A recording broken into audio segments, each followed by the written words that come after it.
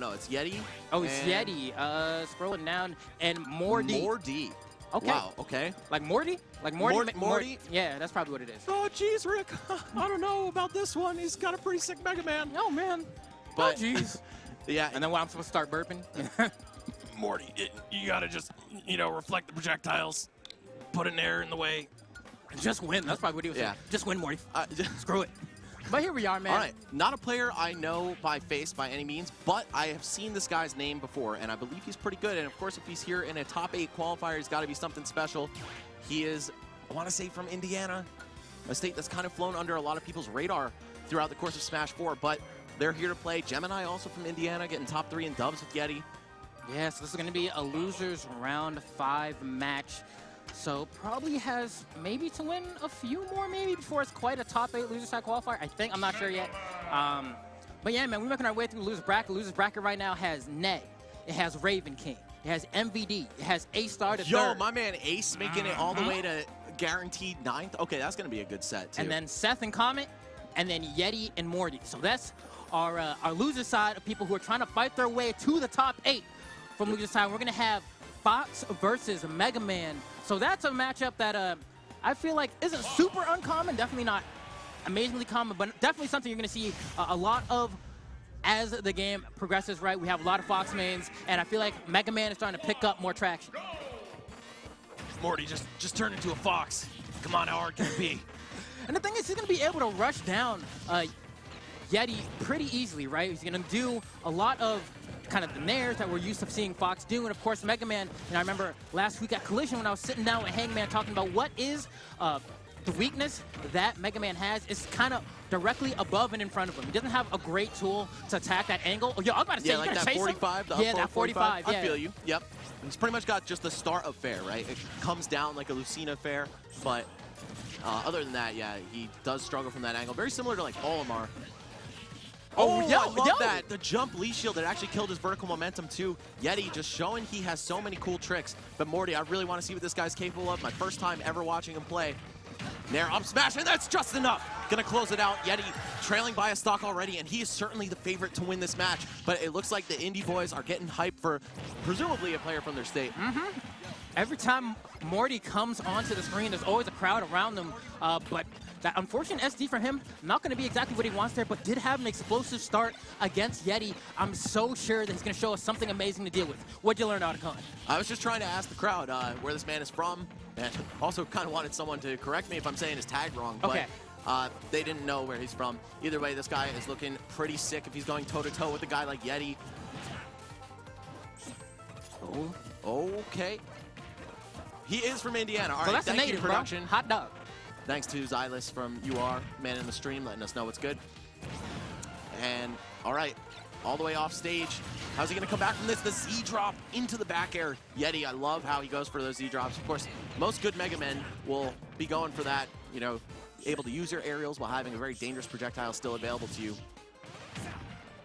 And, you know, I'm trying to see, there we go, sets up the juggle scenario, right, with dash attack and up air, something that's very standard of Fox play, but MoarD is falling behind a little bit, trying to figure out if he can get that opening. But, man, Yeti, I mean, we saw this even when he was fighting against Mars, just so oppressive with the way he plays Mega Man off stage with the back air, the cutter coming through, putting him right through the shredder. Yeti's starting to look a lot more comfortable as that match went on, but MoarD definitely trying to figure out what he's going to do there. Looks a little stressed, though. Certainly had an explosive start. And that's how I like to see a match unfold at the beginning. But Yeti, once he found his footing, there was no moving him. Right back to the drawing board. Yeah, not going to see a character switch from Yeti, of course. Seemed plenty comfortable with that Mega Man pick. I wonder who else he's been playing in this game. You know, he's always been one of those dudes who plays a lot of characters, like we said before. He's got Ganon, Falcon, Toon Link, of course, was really his calling card in Smash 4 for a long time. But toward the end of things, he was just like, you know what, I think the Blue Bomber, or the Green Bomber in his case, is a little bit better. And we saw him really push the tech ceiling of that character, doing those Metal Blade Infinites and stuff. Of course, none of that present in this game, but he's still got plenty of tricks available to him. It's going to be Final Destination here for Game 2. Maybe MoarD just wants some more space to run around, pick up these juggles, dash attacks on his landing, but Yeti also going to thrive in this environment, being that it's so flat and open. That cuts off so many options. It beats neutral get up and jump from the edge when he's doing those Z-drop of the Metal Blade into the falling up air. Oh, wow. Oh, man, just caps him. Yeah, Yeti having an explosive start already, using the forward smash to cover off an option from MoarD, but MoarD's once again trying to get his footing, but he's found himself in this ledge trapping scenario where Yeti had just been doing so good at cutting off his options, as you mentioned before, but now MoarD getting a little bit of a juggle start for himself, racking up that damage and making things a little bit more even. Overshoots with the grab, but MoarD still maintaining the tiny lead here. Wow, just sends him straight into the stage. That actually looked like red sparks. I'm pretty sure I saw red sparks. It could have just been the fire. Yeah, it may have been either of the two, but I know that Firefox is significantly stronger in terms of damage and knockback in this game. Oh, okay. Catches the jump with the forward smash, and especially if a move has a strong base knockback, you'll find yourself in that untuckable scenario a lot more often just because of that. But with that said, man, still a tight game. It looked like he brought it back in the nick of time and picks up that Metal Blade with that forward, I believe, into the jump. So there you have it, man. Yeti starting it off once again. Leaf Shield come out in a full effect. MoarD trying to work his way around it, but it does everything, man. It, you know, anti-airs, comes down, cuts off ledge options, and he has to work his way around it. And as you mentioned before, in the last set where Yeti was on screen, you have to wait it out and then punish accordingly because he does have to throw it out. Yo, MoarD is clean, dude. He ran right through him, picks up that up tilt, turnaround back air. A lot of good stuff coming out from this Fox. And again, a relative newcomer to the big stage like this. May have been doing work here in Indiana for a long time. I'm actually not familiar enough with the scene to know, but again, I have seen his name, so that at the very least speaks to the fact that he's been putting up some kind of results over the years. Yeah, at the very least, he has to be a homeboy, has an entire crowd of people rooting for him. They want to see their boy definitely get a good win for himself here. Daddy definitely a kill I'd like to have under my resume for sure, but gonna have to work a little bit harder if he wants to secure it. Looking for that final KO, but we've seen that option from Yeti come out a lot. That jump from ledge into immediate leaf shield. It's really hard to contest with if you find yourself sleeping for even a second. Yeah, there is only a small gap between his invulnerability and that leaf shield coming out. So smart. That was so smart. Hanging on the edge, getting the maximum invincibility, so the crash bomb detonated and hit Mega Man instead. Can't go for the up smash. So smart for Yeti, knowing that he was basically going to go uncontested if he threw that down smash out there. There we go, Leaf Shield once again, throwing out the forward smash. He's going to send him off stage, set up for the edge guard, and this could be it for MoarD if he's able to close it out. Wow, Yeti not quite reacting to the Firefox, but doesn't matter. Resets the scenario one more time. Really get the edge guard. Z-drop, won't get it. He is fishing. Yeti just patrolling that edge. Nowhere is safe, just walking back and forth like the guards in Ocarina of Time. Eventually going to catch you, but MoarD sneaking through. Trying to visit the princess right now, but he's at his last breath. That's going to do it. The flame sword from Mega Man, so strong. Even center stage, I mean, it was at 160, so it's not that crazy, but it kills way earlier than that, too. You can see MoarD is doing his best to thinker pose, right? He got the hand on his mouth. He's thinking, oh, man, all right, I got clapped 2 games in a row. They weren't bad games, definitely competitive games, but definitely hasn't found that that secret sauce, hasn't found that chemical X to make himself go above and beyond. He's got the sugar and spice, but might not have everything nice Everything yet. nice, Not exactly. just yet, but he's working on it. These 2 games have been pretty solid performances from him. You saw in that last game, there was a significant turning point late into the second stock where Yeti just pulled ahead and he did not show any signs of stopping. Oh, see, MoarD deep in thought here. He may have a secondary in his pocket, just waiting to come out. The Fox has been doing well, but maybe he just doesn't want to walk away from the set not knowing what another character could have done for him. That's what happens a lot, man. I mean, just checking his Facebook right now. Is that the friend request, bro? Oh, no. Maybe it's his playlist. You know, you can almost see the screen clear enough to figure out what's going on. Maybe just changing the music. Captain Falcon, there we go. Okay. And listen, man, I've seen Nick C do explosive things with this character, and you were saying, like, he doesn't want the doubt to go to his head of, what if I tried another character? Think back to last week. The Doria came out from Nairo and reverse 3-0 light. Who says that can't be the scenario right here? But especially for Yeti, a fat character like Falcon is kind of easy to combo. Could also be the perfectly wrong option for MoarD. So we're going to see how it works out here. Definitely does have that falling up air conversion into knee, or not falling up air, falling neutral air, Nair 1 into knee. And he does have guaranteed conversions off of the down throw as well still. So Falcon definitely not seen as much this time around in Ultimate, but still has a lot of strong tools at his disposal. Yeti, an avid Falcon player in Smash 4 himself, so you see he knows these little intricacies. Whoa, hold up, he don't know nothing about that. Justice has been served.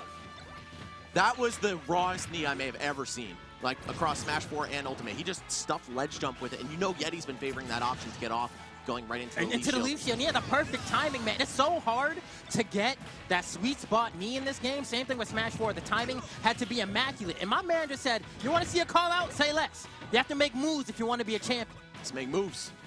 Yeah, when's the next one? TBD. TBD. Okay, okay. I'll let y'all know. Soon TM. But anyway, we've got some crazy stuff already in this third game. MoarD busting out the Falcon out of nowhere. Oh! And Goodbye. Now he's going somewhere. The deep, deep south. If you've seen Little Nicky, that's where he sent him. Man taking the midnight train. He's out. Oh, No. If he air dodged though, I respect it, man. That could have been a clean panic option into a dub. And MoarD, I thought he was gonna go for the read on the air dodge into the down air. But that's the thing, right? When Falcon gets it going and he's in your face and he's stuffing you and he's making you sweat like that, you find yourself panicking. But Yeti, once again, seems perfectly fine. And Falcon kick will probably kill now. Just gonna kick right on over out of the corner. But Yeti, he's building this damage, man. A couple more hits and this may be out of comeback territory for MoarD. Could see something like an up B from that platform if Yeti is caught shielding. A lot more knockback on that in this game. Oh, but he rolls right on through the rapid jab, only to get back aired on the way down. MoarD throwing out the taunt, showing that he's still got some mental stamina left. Here we go. Great DI from Yeti going down in a way there, so he couldn't get another follow-up. But MoarD can still bring this back and be able to explode. Gets the grab on the tech, but couldn't get a conversion after that. MoarD still trying to get something. Yeti just wants to close this out. Needs the edge guard. Of course, this is where Falcon is so exposed. And right through the spot dodge. That slight vulnerability afterward. At the very least, you can say MoarD put on a show with that last game there. That Falcon looked like it had some stuff, man. That wasn't just like a fraudulent Falcon. That was a Falcon that clearly has been put through some times, right? Has the experience, was working it out, was just doing what I honestly didn't expect. Of all counter picks against Mega Man, I was like, oh, what's he going to bring out here? Oh, the Captain Falcon. Yeah, I don't think it's that wild. You've got the speed and the brute force to just rip through some of those pellets or completely disregard them. But at the same time, Captain Falcon very open on his recovery. Mega Man, a complete savage off stage. And also doesn't have any long-range tools of his own. Best thing you could do is probably try to clank out some of those pellets, maybe catch some metal blades or clank them out as well with your own normals. But man, it was a valiant effort for sure. The Fox also did very well.